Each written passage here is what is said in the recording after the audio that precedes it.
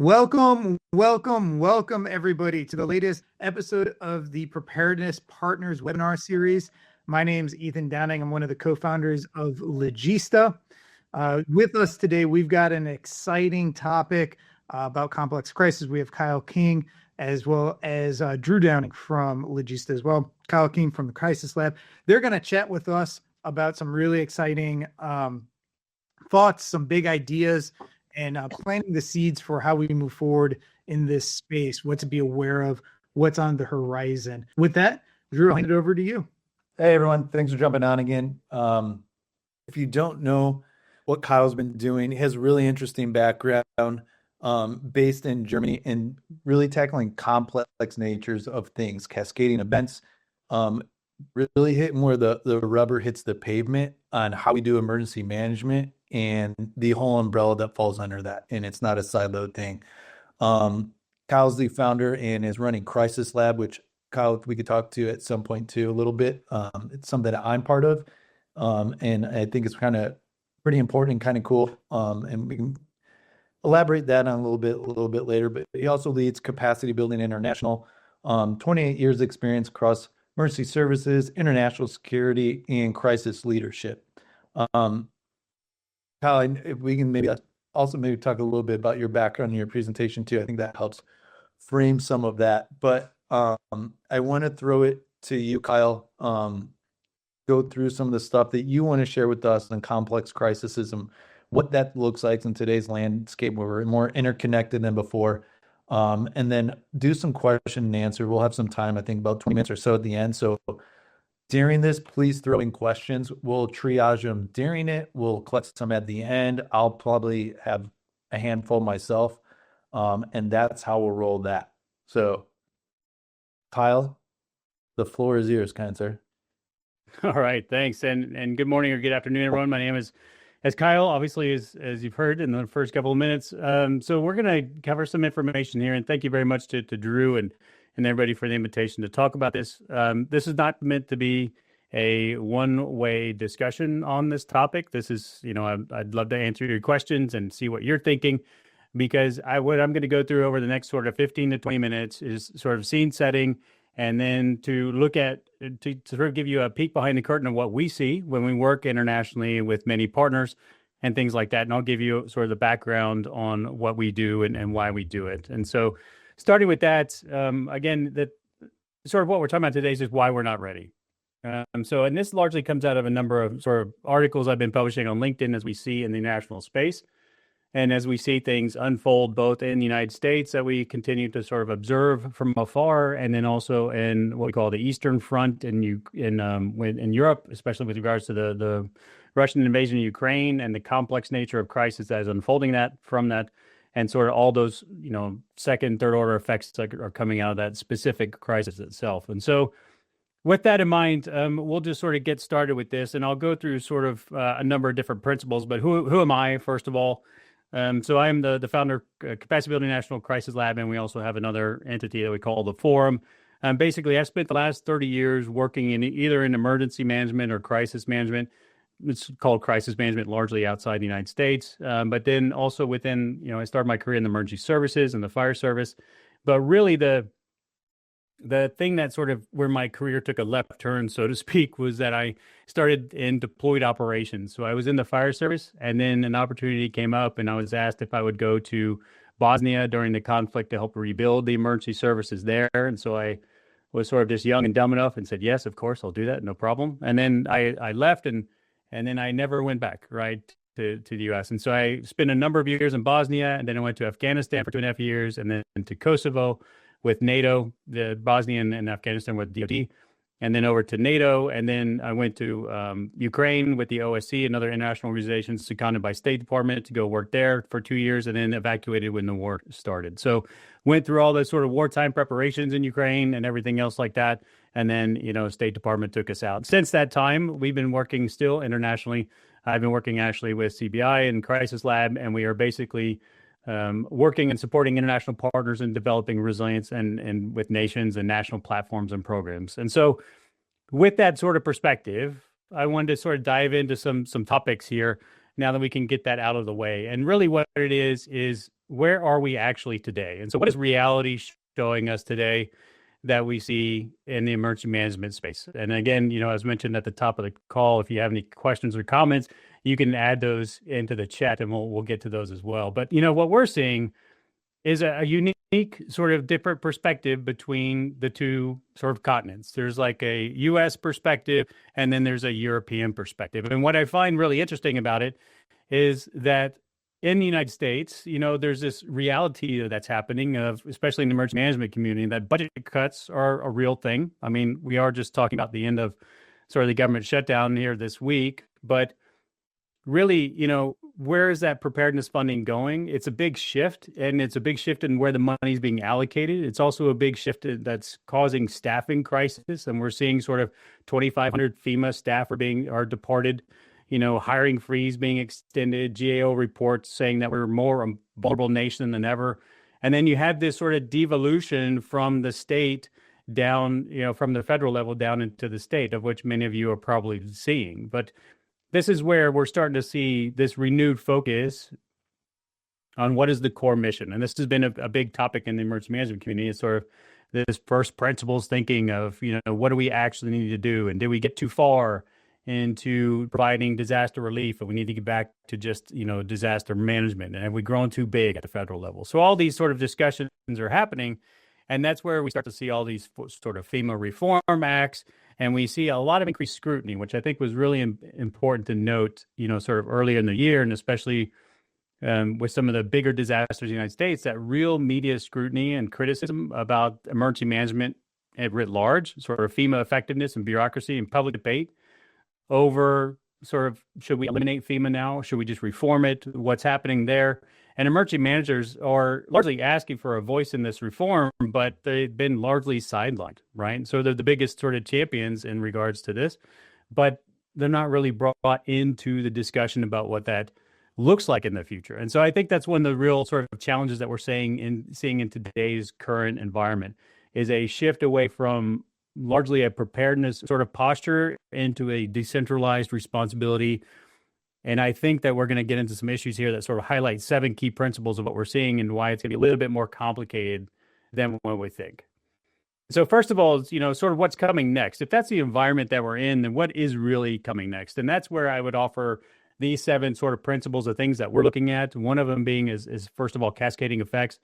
I am sure that many of you know what these are already, but I just want to reemphasize them as we set up maybe a discussion towards the end here. But, we're seeing cascading effects because we see obviously the environmental changes, we see the weather pattern changes, and then we also see that how we go from a wildfire to floods because we've lost retention capability. And these are just things that are cascading from one thing to another and exacerbating each of them as they continue to happen throughout, our sort of lifestyle, disaster life cycle. And so there was an example in New Mexico. So South Fork and Salt wildfires scorched this entire area, inserting all the trees and the vegetation, thus creating sort of burn scars, burnt soil that cannot absorb rainfall. Normal monsoon season arrives in July, and that rainfall wasn't particularly abnormal for the region itself. So it was quite normal, but what would have been manageable basically in the very beginning in terms of rainfall becomes devastating flash floods to that community. Because that protective vegetation is no longer there, that soil can't absorb the water. So over several weeks in July, as many as 5 flash floods devastated the town. And then one disaster just directly created the conditions for the next. And this is what we're seeing in terms of cascading effects. And we'll get a little bit more into that and the other sort of factors as well. So this is something that we're seeing come up just more and more and more again. And this is also born out of the idea of everything that, Drew, that you also sort of work in, just-in-time logistics. It's sort of all these systems that we created are now coming to bear, and we're starting to see all these things really start to work against us in a certain direction. Now, the second thing that we're seeing is recovery windows. So even in the previous example, we're saying, okay, there was a fire. So is there time to recover? And well, these recovery windows are getting shorter and shorter and shorter, and even overlapping now. Talked to some of my colleagues in the government in terms of, U.S. Army Corps of Engineers and others about recovery, and it's just nothing but recovery. They are just continuously recovering from, events years ago. But the bureaucracy, the timing, the resource allocation, the permitting, all of these things that are happening are just forcing us to take longer time to recover from an incident. And at the same time, we're not getting time to recover between other disasters that are happening. And so even if you just look at the U.S. Gulf Coast, which is sort of a primary example here, and just the successive disasters that happen one after another, we all know that this is, sort of the hurricane season is coming, and you could essentially have a hurricane after another, and we just do not have time to recover. And this recovery window is starting to be a real problem because, at least in many cases in the international community, and then also when we talk about bouncing back in terms of resilience, we always plan to have a recovery window. And so if you see all the charts, you basically see that there's like, okay, we have a shock, we absorb a shock, and then we recover, and then we get back to normal or even better, right? Because we're a more resilient society. Yeah, Drew? When you bring that up too, Kyle, talking to states and locals, a secondary effect, it's such a morale blow for so many folks when they're constantly in that recovery cycle, and to gear up to do anything on the other side of that. You don't have the mental bandwidth. You don't have the emotional bandwidth when you've gone through so many declared disasters or so much paperwork, and it's constant recovery. So basically, yeah, and that's a real challenge. Not only is it a blow to the community, it's a blow to your morale. You just don't have the time to catch up. You don't have the time to catch a breath. You don't have time to actually recover the economy or anything else that is driving recovery itself. And that is, I think, sort of in academic circles, we look at sort of, or there's been sort of studies that have come out that, at least graphs, right? And it shows like, okay, there's recovery, and then we recover and we do better and we're more resilient, bravo and all that.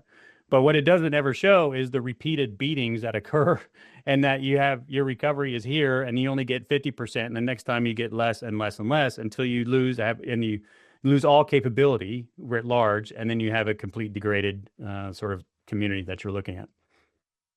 So the third one that I would offer is perma crisis, and this is where we're talking about an ongoing crisis with no clean endpoint or resolution, where temporary measures become permanent operating conditions, and a traditional event response recovery mitigation cycle no longer applies. We see this quite consistently. These are terms that have been coming out, I think, in the last 3 years, largely since the invasion of Ukraine. And what we start to see is, it was even sort of, Collins Dictionary Word of the Year, I think in 2022 there, but it is just something that it's just a permanent state of crisis. And this is something that we have to really start to understand, is that it is no longer seasonal.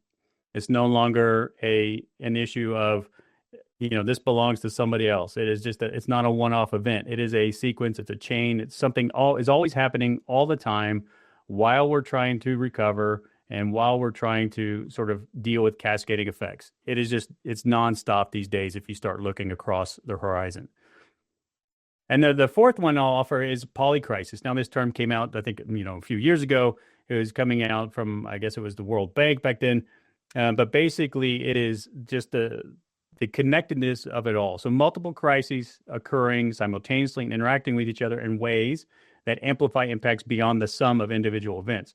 So not separate problems happening at once, but interconnected crises that worsen each other. And this is where, it's sort of in the aspect of, cascading effects. It's one to the other, exacerbated by the other. But in this case, it is the connectedness of all of it, leading from, power outages to the healthcare system, to hospital capacity, to shortages of, personnel, to everything that just goes along with that. And all of these sort of events happening all at once.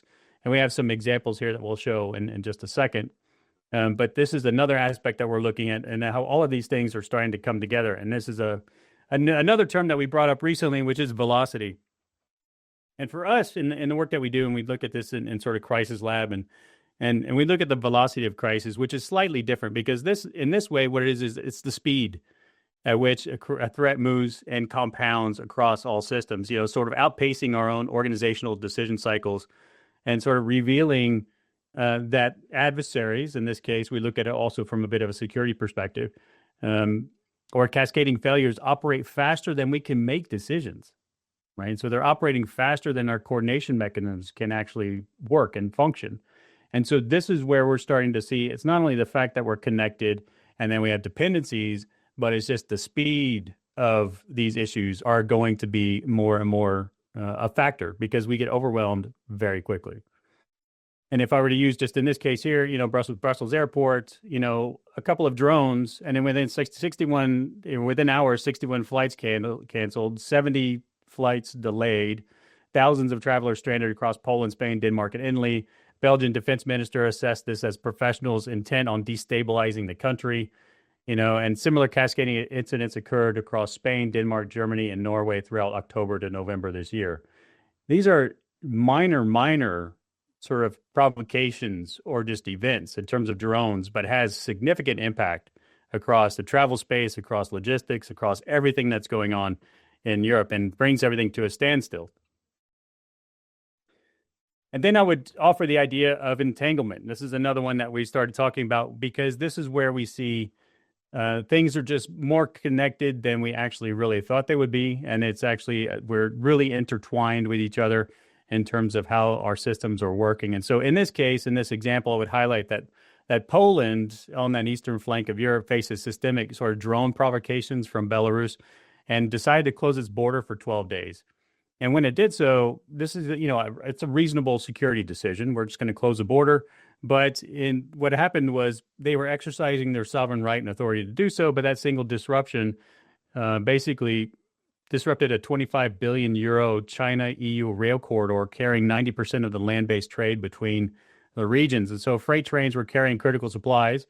It gets stuck at the border. Europe was already managing shortages of hundreds of critical medicines, with approximately 70% of pharmaceutical ingredients coming from Asia through this route. And so Poland was prioritizing its security, closed this border, and it already exacerbated an entire region's sort of critical medicine shortfalls.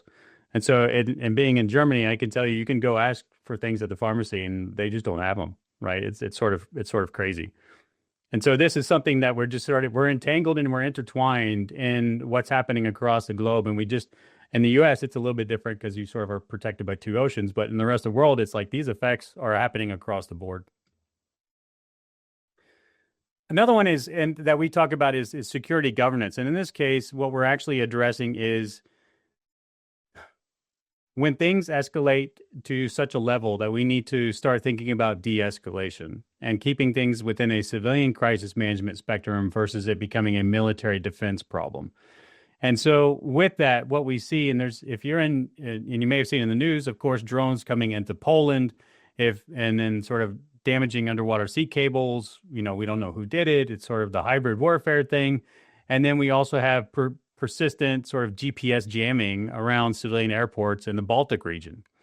And so that security governance piece is specifically our ability as a nation to organize or maintain civilian coordination and deliver essential services under sustained sort of adversarial pressure in what we call the gray zone, where these threats are remaining below like a threshold of war and conventional conflict, but they are systemically targeting the coordination capacity of our nations across multiple domains simultaneously. And this really hits at the sort of heart of, being prepared and emergency management and all of this coordination that we talk about. And there's specific provocations that are coming that are testing that coordination mechanism, and they're testing our bureaucratic structures to see if we're flexible enough and adaptable enough to be able to make decisions in real time and not escalate things to a defense issue and causing a sort of an international conflict. So with that in mind, these are the sort of the 7 principles I would provide and sort of offer as ideas to think about when you're doing your normal work. And then what I'll talk about now just very quickly is sort of why we're not ready, which is sort of the key theme. Now, with all of that in mind, there's a mismatch from what we see between current capacity and future threats. And that mismatch is sort of, we've always been planning for sort of discrete events. We have a hurricane season, right? We have a fire season. We have all of these things. We generally organize ourselves around single hazard response protocols. We're looking at sequential threat processing. There's one thing at a time. It's an earthquake and then some other things, right? And so we always have surge capacity. We plan for surge capacity. We have mutual operating agreements. We have all of these things. And we always expect to have a recovery period between these events. And these are also domain specific. If you're in the medical field, you're in the medical field. If you're in the law enforcement field, you're in the law enforcement field. If you're in the fire service, you're in the fire service. And we've been operating basically in our established lanes, but now we're in an environment of where it's reduced federal funding, right? Reduced staff at the federal level, reduced federal support, surge capacity. We have narrow mission focus. relief delivery only from the federal government, so more state responsibility, less cross-agency coordination, isolated testing and planning. And so this is where we're starting to see in this current environment versus the future threat environment, which is why we're not really ready. And what's coming is we have cascading effects across interconnected systems, and we have no recovery window. So it's going to be permanent, and it's going to be across all domains, and it's going to move quickly beyond our ability to make decisions, and we're going to be entangled, which means we don't feel like it's our problem, but it's going to become our problem. Because if another nation like Poland shuts their border, we lose all of our critical medicines, right? So we are entangled in their decisions, and they don't have to do what we ask them to do. So we have an obligation and responsibility to start thinking in ways of how are we entangled in the sort of security of other nations, right? And then how do we govern this? So with all of this coming together, what we want to prevent is destabilization. And what we want to prevent is that we take care of our communities and our societies, and we're able to continue with effective governance, continue with effective, delivery of essential services. But at the same time, we need to make sure that we're governing this and keeping it at a lowest possible level, and that it's not escalating. So we can withstand provocations, and we can withstand all of these things. And that actually, this crisis management piece becomes a deterrent, right? It becomes a deterrent for our nation and for adversarial nations. And so really the gap is we're reducing our capacity for traditional emergency management at exactly the moment when a crisis is evolving beyond what traditional emergency management was designed to handle. So budget cuts and staffing reductions would be challenging during normal environments, of course, but they're dangerous when that threat environment is growing the way it is. So just a couple of slides left here. So why legacy systems can't handle this? First of all, it's sort of structural barriers that we see. We're not failing at emergency management per se, but we're asking emergency management sort of systems to handle operational challenges they were never, ever designed to do, right? And so what does that mean? It means that frameworks work for a threat environment they were built to specifically address. We had plans for a plan for an event, plan for this, but then we are now, the threat environment has changed and our frameworks have not, and now we're reducing resources for those frameworks while the threat continues to evolve away from what they could possibly handle. And so we see legacy systems, we see bureaucratic bottlenecks which compete with the operational tempo, again, that velocity issue. And then we see sort of limited information sharing, which is something that is happening extensively and sort of shockingly, that, we go to some countries and they just don't talk to each other. And the same government, same administration, but they're like, no, that's classified information and you can't share it. Well, if you don't have the information, you can't do any planning. Right. And then so just not even talking to each other. And we have some workshops where we bring people together and it's the first time they've ever seen each other. Right. And so these sort of things are challenges because these are institutional barriers and structural barriers that prevent us from getting better at what we're doing.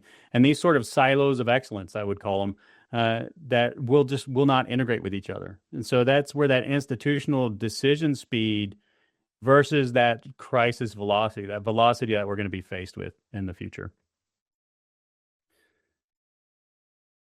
So cultural barriers, that's the other paradox here. So I wrote a couple of articles on LinkedIn. It was about the paradox of safety and then the silo trap for professional development. So the paradox of safety, very shortly, was just simply saying, we've been too good for too long, right? And you don't think you need 72 days of supplies or 72 hours of supplies anymore. There's always Amazon, right? There's this paradox that we think that we're safe, but we don't realize how vulnerable we are.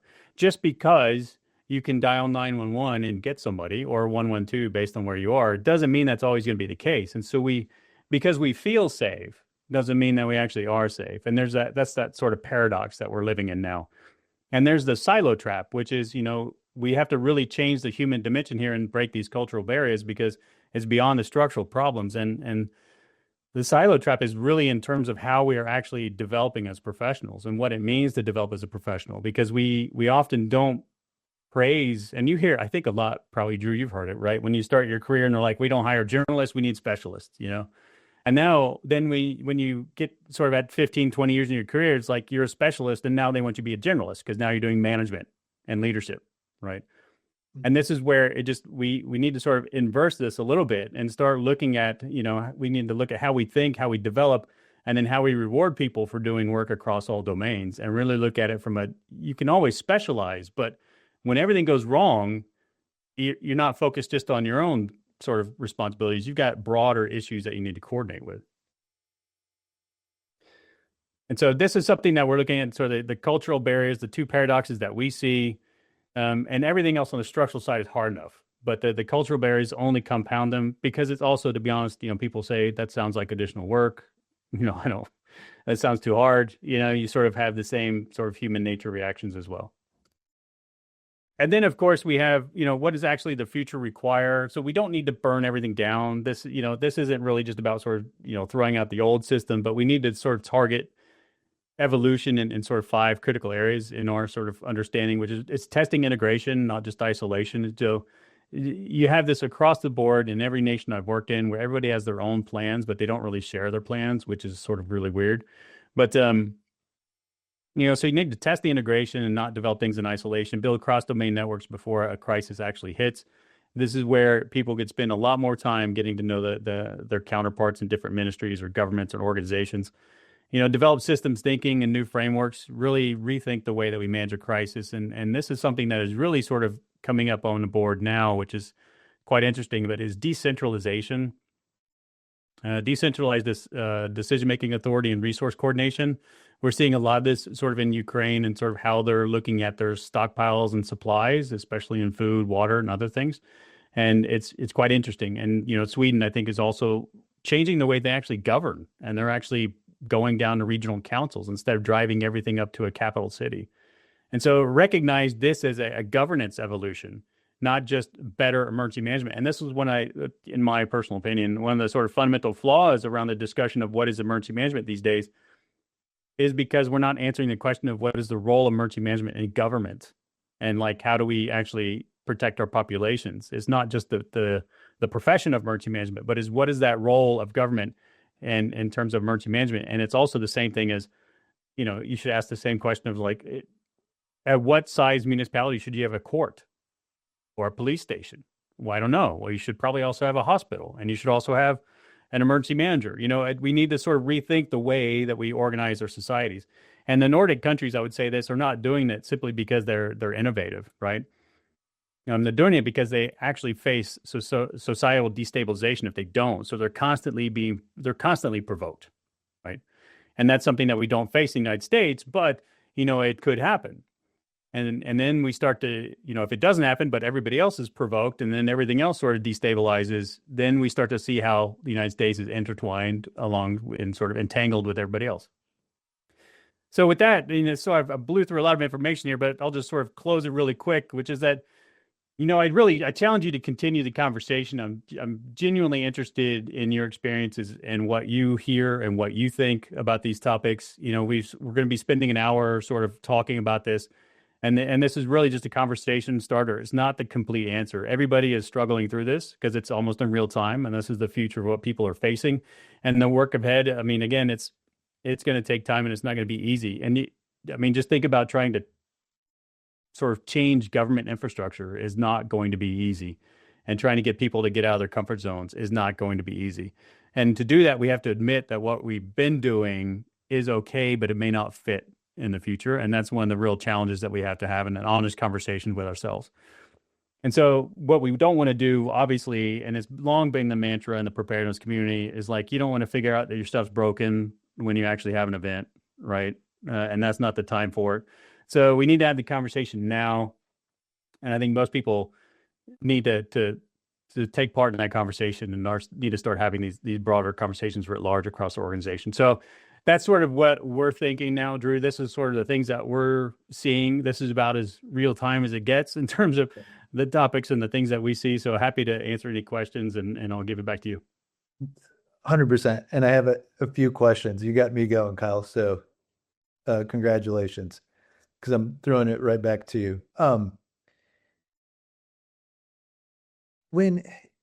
I really like the systems and the whole approach, everything thing. And it's a lot, I think, maybe sometimes for, I'm thinking of some of the folks on here, they're systems people too, tend to be in early adopters and innovators. When I would push or advise people to push for a new system. Sometimes I say, break it when your leadership's not fully on board in your top jurisdictions, whether that's your county supervisors, your state governance. I always, some tricks and tips, right? Break into smaller parts. Let's make this a 3-month trial. Let's measure it. And if we get the X results, let's review it together. Give them a 1-pager in their hand so they can look at it. Here's what it is. Here's how much it will cost, et cetera, et cetera. When you're trying to implement a large change, and like you mentioned, this is behavior change, some of this stuff. Any tips, any tricks, anything you've seen your team or other nation states do when they're implementing something big to get it going, that first step? Yeah, that's the $1 million question, right? How do you get how do you drive people's core motivation to make change in an organization where they don't have authority and control?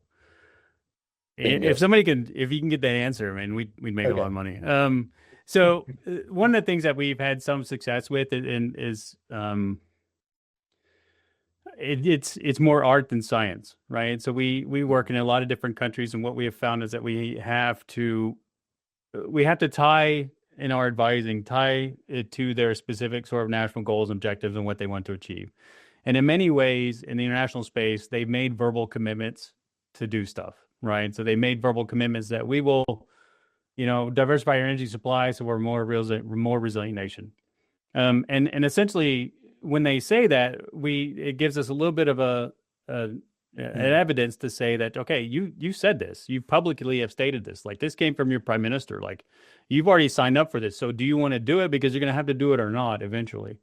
And so we try to use political statements that they've said, that they've publicly said, and try to use that to say, we can help you achieve that. What is it that we need to do? And then exactly what you said, can we break this down into manageable steps? Like, what can we just do next to move this ball forward? And that generally gets some things moving forward.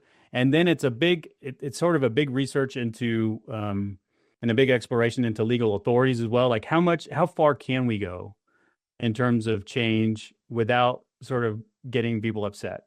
Like what authority do we have? And once you sort of exploring that and you start understanding authorities and fundings and everything else, you start to find that there are some gaps there. And then you can start looking at things in different ways. And what we found in some cases was, because it's also different between like the United States legal system and obviously, and then like the European legal system, but it's basically comes down to sort of like continental law and in case law. But like in Europe, it's like they'll tell you everything that you can do. And in the United States, they tell you everything that you can't do. Like you can't kill somebody. That's bad. And then in Europe, they're sort of like, well, you could cross the street. It's sort of like the dumb examples, but it's sort of like the paradigm you deal with. And so it says that in European law, in many cases, it says something, in the countries we've been in, let me throw out that disclaimer, that it says that this organization is responsible for disaster management. And so, okay, so there's like an implied, legal version. And then there's, everything else that flows down from that. And then what we try to do is just try to use that to say, okay, what does it specifically mean? And then we find gaps in legislation, and then we try to fill those gaps. And then we try to bring them together and have a conversation about how do we want to make this better to match these political, statements that you're making. And then, the hardest part, and I think that's actually the easiest part, Drew, because the hardest part is down at the individual level, sort of like at a department head level. Right. Because at a department head level, they're like, this looks like a lot of work. Yeah. And this looks like this is I'm going to get hit on the head for this if it goes bad. Right. And yeah, maybe, it's true. But then why are you here? In terms of these things. But it's a very difficult conversation. And it's I think we spend a lot of our time negotiating and trying to motivate people to be an agent of change in their own sort of government and society without ruffling feathers and getting in trouble and sort of everything else like that. And because we also want them to, and what we tell them is we want to position them to be a success. We want them to be a success. We want to help you achieve these things because you become more stable. And so it's a long conversation. I'm not sure how I can sort of directly answer, but it's something that we constantly struggle with as well. Yeah. Yeah. There's a little bit of irony to like a department head who's very risk adverse, right? And not recognizing the risk and being that risk averse to that level. Yeah. You had a really cool quote on LinkedIn yesterday or the day before, to the point where then I wrote a post on it because it resonated with me. but it was something along the lines of, in the United States, they measure success and how fast can arrive. In Europe, they measure success and how long a community can sustain after an event. Can you elaborate a little bit on that and then how that's viewed as resilience there versus here in your experience? Yeah, so it's interesting because I actually got onto that, not because of our European work, but I actually watched this guy on YouTube and he was sharing his story about what happened after a recent hurricane past 72 hours.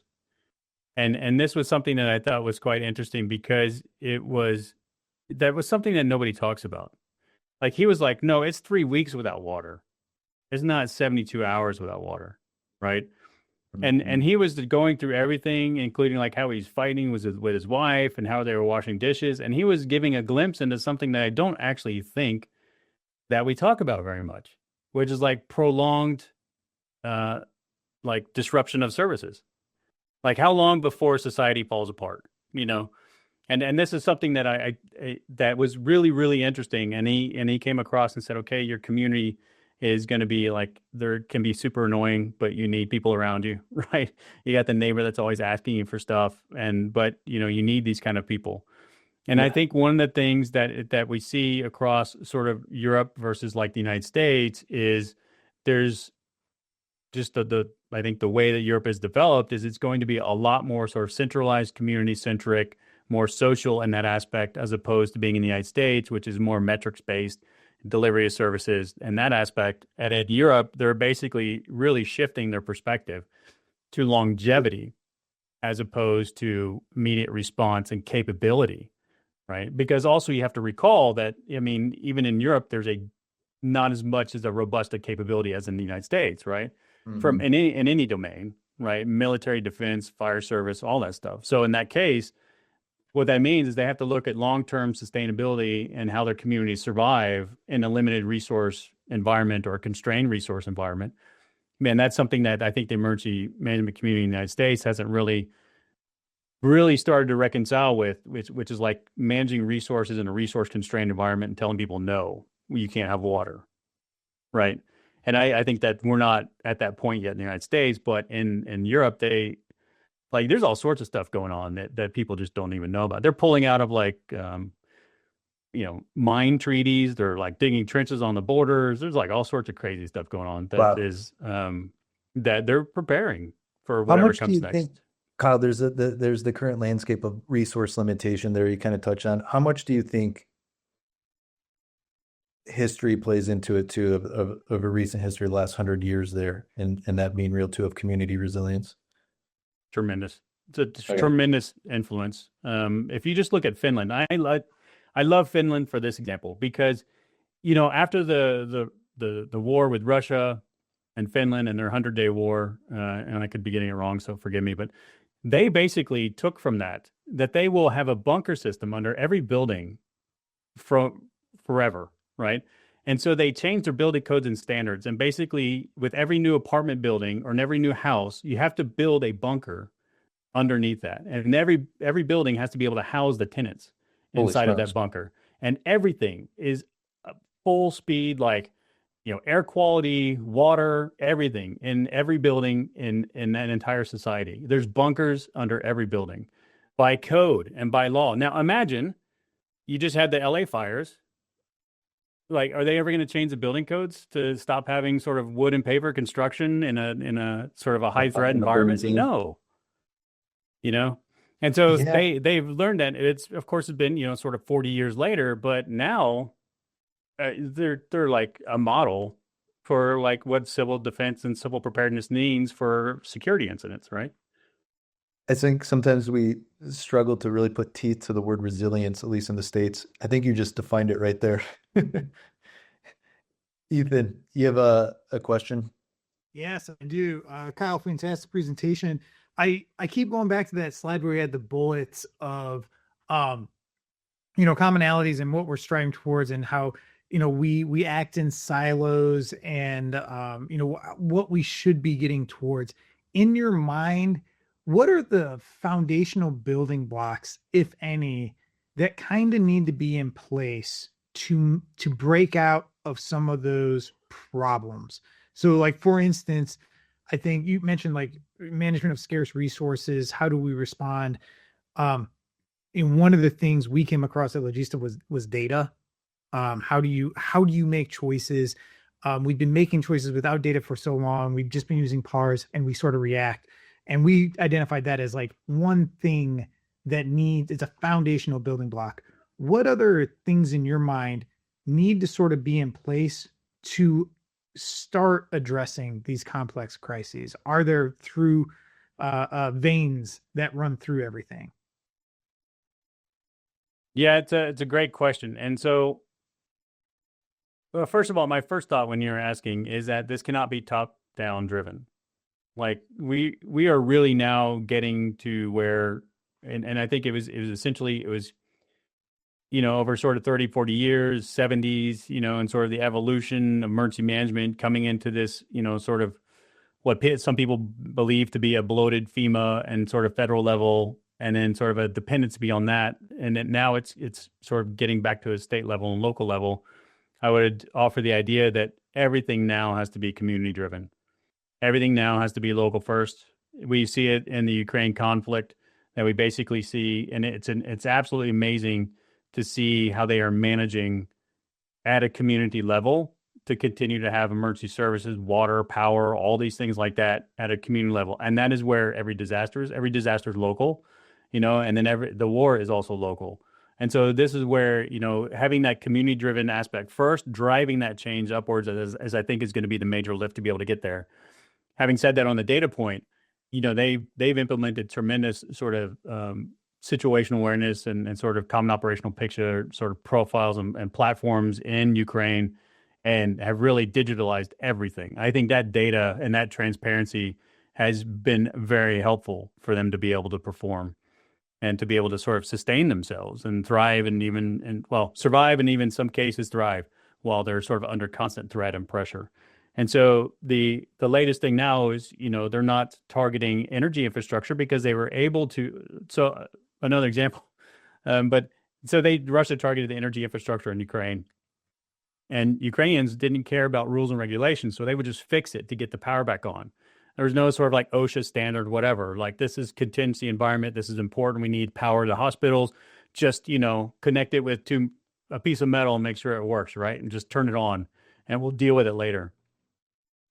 Well, so that sort of adaptability has now changed the targeting positions of Russia to where they're targeting the actual rail trains that are coming in, because you can't really have a defense system on a rail train on the actual sort of locomotive engine, right? So they're targeting those in order to decapitate logistics and supplies going into Ukraine.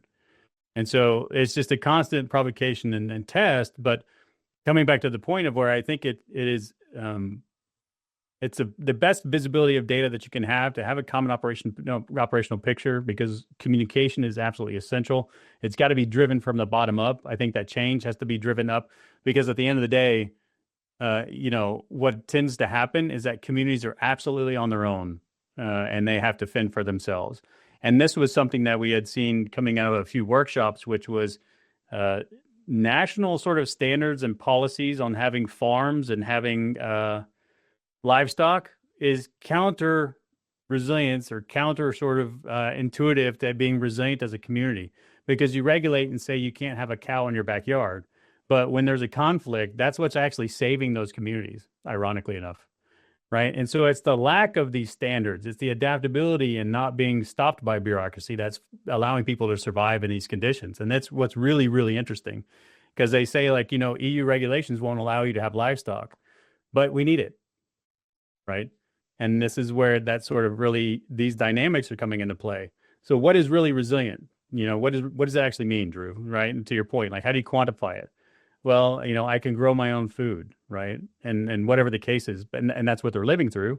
But to your point, Ethan, it's also like, I need information, because I'll leave it this last point, which is like, what we had seen from some of our Ukrainian colleagues was the fact that the information was absolutely fundamental into going into recently liberated areas, because everybody was told they shut down all communications, Right.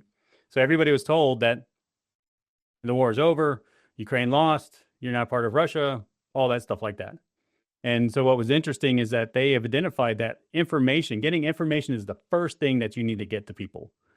And basically to tell them that, the war's not over, we're still here, we're still fighting. And so I think any sort of platforms you have, Ethan, that can provide that information, that the transparency of information about what's happening in the communities and the systems, and you can make better decisions, is going to be a lot better.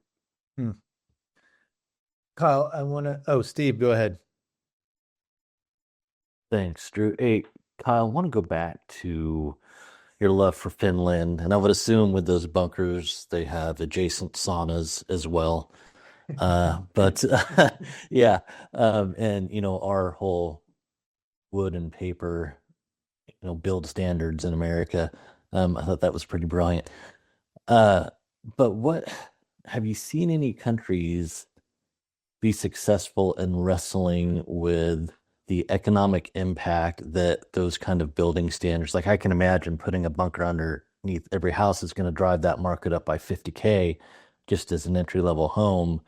How does that affect the overall economy? And do you think governments make some trade-offs there about what they'll incorporate for resilience and mitigation measures, weigh that against the cost of impacting the economy in a negative fashion? What's your take on that, if any? Yeah, that's another great question. So what drives investment? I think it depends on how threatened they feel. And I think in this case, with Finland's case, they lived through it and they understood the value of having that sort of bunker system in their society. And so then that's what they actually adopted and implemented over time, over decades, to where they are today. And so I think the bigger question is like, what is that long-term sustainable change we need to make in our societies? And now that we're coming sort of off of the just-in-time, logistics sort of supply chain stuff, and we're looking at more resilient supply chains and everything else, we have to start asking the question of like, is this really where we want to be in 5 years? Or do we actually want to identify what makes us resilient? Maybe we have more systems in place, something else like that helps us sort of get ahead of where we want to be.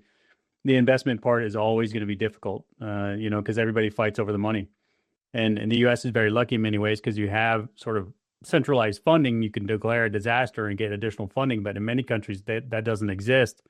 And that funding, if there is a disaster, is coming out of people's operational budget at the end of the day. So if you have a disaster and a flood and you need to recover, then you're pulling from the police budget, right? And we're rebuilding with paper and wood again. Yeah, right. Yeah. We go right back to using the same materials. All right. Yeah, it's a really tough decision. I think the parallel to that is in the United States. I would use floodplains in the United States, right? So why do we just allow people to build in the floodplains anymore? Like we get wiped out every year. We know that. And so it's a local political issue. It's standards and it's governance and it's everything that we sort of have been talking about. But if we want to drive the change, then we actually just tell people you can't build in a floodplain anymore, or or otherwise you're self-insured and you're wiped out and you're on your own. It's your own risk. I all think you've got Drew's immediate audience in the room jumping up and down. Yeah. Someone's hair's on fire right now in your room, Drew. I'm certain of it. Arms were going up. Yeah. Hey, Kyle, I want to take a minute to talk about the forum because I think there's some folks on this call. There's a handful of people I think would really benefit and dig it. The forum is a group that Kyle and his team started that we're both part of. It's a group targeting senior folks in emergency management, right? And that's a large umbrella, like we just saw today, of who falls under that. And it's a thing that Kyle and his team started because I think as you get down that career, you're looking for spaces to learn more. And that's the reason I joined. I joined because, I recently relocated overseas, wanted to learn more about this landscape, wanted to learn more about people who've done things that are interesting and had that experience themselves. I learn from people and I learn from experience. Everybody has different learning styles. And that's one of the reasons I joined the forum, was to learn from people, and to learn from some of these experiences that I won't get to have, but hopefully I can pull some of those lessons from it. So it's, something it's not a committee, not getting together and voting. It's not death by meeting. It's a space where there is formal learning opportunities that the Crisis Lab is bringing into it, and there's office hours where you can do some connections on that. But Kyle, can you paint in some of the spots I didn't on the forum?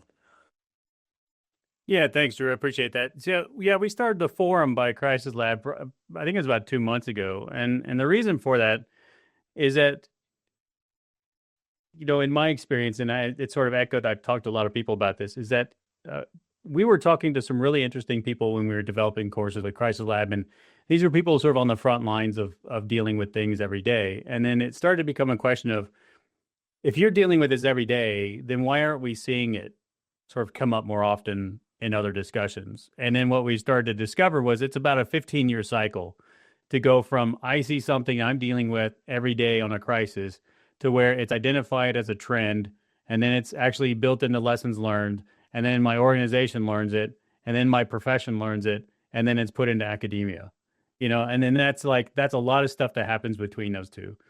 And so we wanted to build a space because we not only recognized that things were rapidly changing and very quickly, and there were some really interesting things happening, good and bad, but also the second thing was coming into play was once you start to get to like a level of a senior professional in your career, and that's only what the forum is for, is like you start running out of people to talk to, because you start to, as we talked about, you want to specialize everything, specialize in your career field, become very good at it. You mastered your career, and then what? And then you get stuck like in management courses and leadership courses. But, if you've been working on legislation to do something, you might benefit from hearing from other people about what that legislation is doing.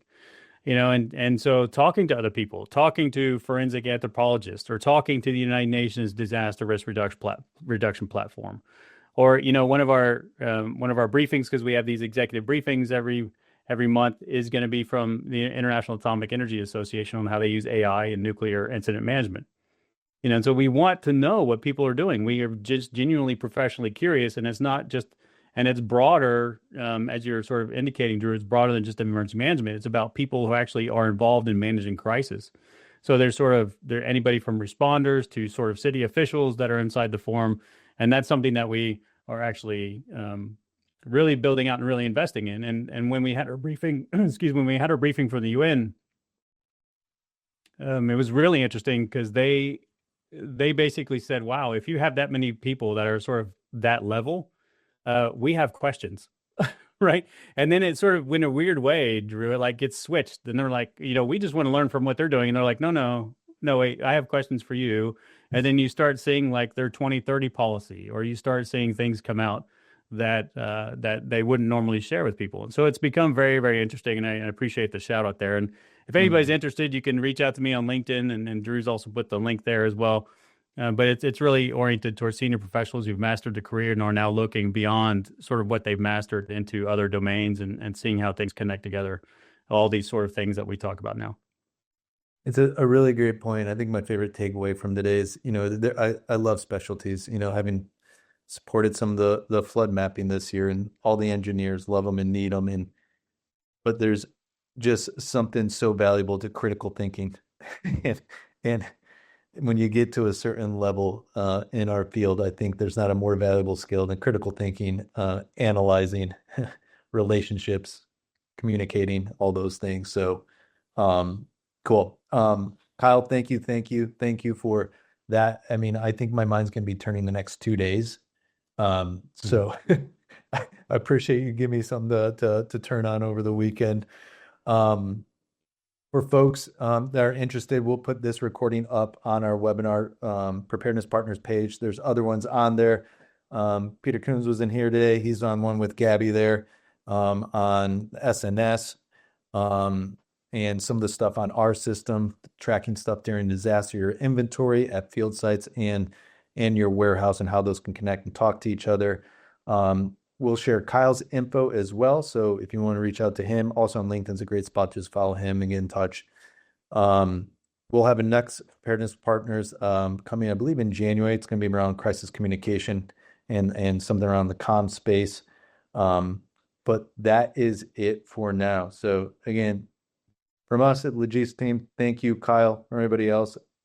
Thank you. And thank you for everyone for doing what you do day in and day out, keeping our community safe, preparing for, responding, recovering from all these disasters, so much stuff that doesn't go seen, will never be seen in many cases. Thank you for everything you do. I'm a huge fan, supporter, and cheerleader, so thank you.